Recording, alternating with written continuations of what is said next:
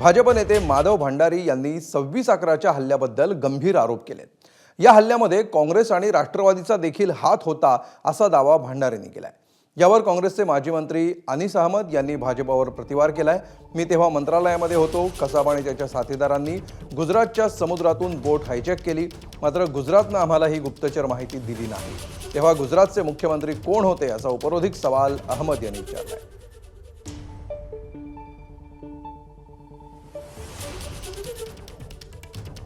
26/11 मुंबईतील दहशतवादी हल्ल्यामध्ये काँग्रेस राष्ट्रवादीकडे उत्तर मागितलं पाहिजे अशी टीका माधव भंडारींनी केली आहे। लोकल कनेक्शन बाबत त्यावेळेस तपास का झाला नाही याविषयीचा खुलासा काँग्रेस राष्ट्रवादीने करायला हवा आणि त्यावरून आता काँग्रेस राष्ट्रवादीचा हात होता 26/11च्या हल्ल्यामध्ये असाही आरोप प्रत्यारोप सुरू झालेत। आपल्या सोबत तत्कालीन कॅबिनेट मंत्री अनीस अहमद आहेत, जे स्वतः काँग्रेसचे त्यावेळेस मंत्री होते की महाराष्ट्र सरकारमध्ये आणि 26/11चा हल्ला झाला त्या रात्री मंत्रालयामध्ये होते। अनीस जी, काय सांगाल? आज तुम्ही पाहताय ज्या प्रकारचा आरोप केला गेलाय, माधव भंडारींनी स्वतः व्यासपीठावरून याविषयीचं विधान केलं। 26/11चा जो हमला होता त्यावेळ मी मंत्रालयामध्ये होतो आणि आपले विलासराव देशमुख मुख्यमंत्री होते, ते त्रिवेंद्रममध्ये गेले होते। तिकडे सुनामी आली होती आणि महाराष्ट्र सरकारचे काही ते घर डिस्ट्रीब्युशनसाठी तिकडे कार्यक्रमसाठी गेले होते आणि त्यावेळ माझे जॉईंट सेक्रेटरी ॲनिमल हजबंड्री डिपार्टमेंटचे कांबळे म्हणून ते माझे सोबत होते। त्यांना लवकर त्यांच्या घरी जायचा होता, पण मी त्यांना खूप उशिराला माझ्या फाईल सगळे काम करून त्यांना उशिरा पाठवलं आणि त्यांना ती मला VT स्टेशनवरून फोन केले की मी तुमच्यामुळे मी उशिरा गेला VT स्टेशन आणि माझी जान बचली, आम्ही आभारी आहे।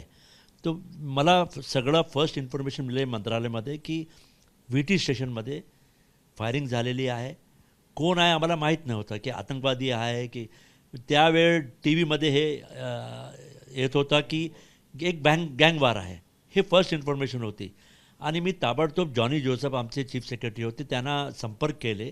मी कंट्रोल रूममध्ये गेला आणि जॉनी जोसेफ आपले चीफ सेक्रेटरी, त्यांनी होम सेक्रेटरी आणि सगळ्यांना त्यांनी निरोप दिला। मुख्यमंत्रींनी मी निरोप दिला, स्वतः होम मिनिस्ट्रीला मी निरोप दिलो, दिल्लीला संपर्क केला आणि ताबडतोब रात्रीच NSGला दिल्ली होम मिनिस्ट्रीने आम्हाला मुंबईमध्ये पाठविला। आम्ही मुंबई कॉर्पोरेशनचे सगळे बस ट्रान्सपोर्ट डिपार्टमेंटचे आम्ही एअरपोर्टला पाठविले आणि मिलिटरीचे NSGचे जे चीफ होते त्यांची मीटिंग आम्ही गव्हर्नरसोबत केली आणि रात्रीच आम्ही ताज आणि ओबरॉयमध्ये रेस्क्यू ऑपरेशन सुरू केला। मिलिटरी सोबत होती आमची आणि आम्ही कसाबला आम्ही जिंदा पकडलो, मुंबई पोलिसनी जिंदा पकडलो, काँग्रेसची सरकारने, राष्ट्रवादीची सरकारने कसाबला जिंदा पकडलो। दोषी कोण होता? दोषी गुजरात सरकार होती, भारतीय जनता पार्टीची गुजरात सरकार होती। त्यावेळ ते पाकिस्तानीचे आतंकवादी पाकिस्तानवरून गुजरातला गेले आणि गुजरात एक बोट हिजॅक केले, त्यांचे ओनरला ते मारले आणि ते बोटवरून गुजरातची बोट घेऊन ते महाराष्ट्रामध्ये एंटर केले आणि गुजरातच्या बोटावर तिरंगा झेंडा होता। तर आमची मुंबईची पोलिसला तिरंगा झेंडावरून त्यांनी काही ऑब्जेक्शन घेतला नाही। कोणाला माहीत नाही होता की कसा होणार, काय होणार, काही इंटेलिजन्सची रिपोर्ट नाही होती महाराष्ट्र सरकारमध्ये आणि त्यावेळ मीडियामध्ये हे रिपोर्ट होती की 2 ग्रुप आपसमध्ये लढत आहे। तो मी माझा जो जॉईंट सेक्रेटरी होता VT स्टेशनवर, मी त्यांना विचारलो की बाबा 2 ग्रुप लढता आहे क्या? तुम्ही जो इन्फॉर्मेशन दिली की या कल्याण ते जात होते, तो VT स्टेशनवरून त्यांनी मला फोन केला। मी त्याने विचारला की 2 ग्रुप लढत होतं का? त्यांनी मला सांगितलं की नाही, 2 ग्रुप नाही लढत आहे। मी पोलीस कमिशनरला सांगितलं, गफूर हसन आपले पोलीस कमिशनर होते।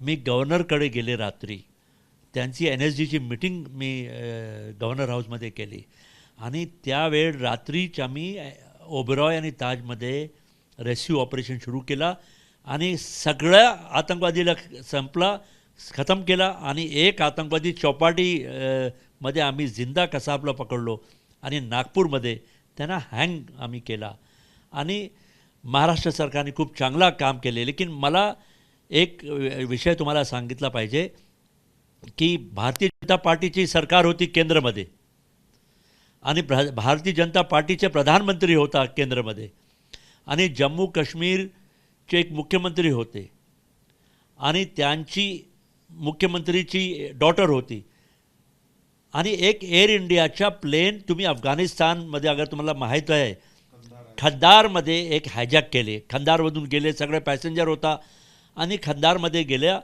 आणि त्यांनी आम्हाला काश्मीरचे एक आतंकवादी होते, खूप आतंकवादी होते, जे हो शकतं की 26/11मध्ये ते इन्वॉल्ड होते.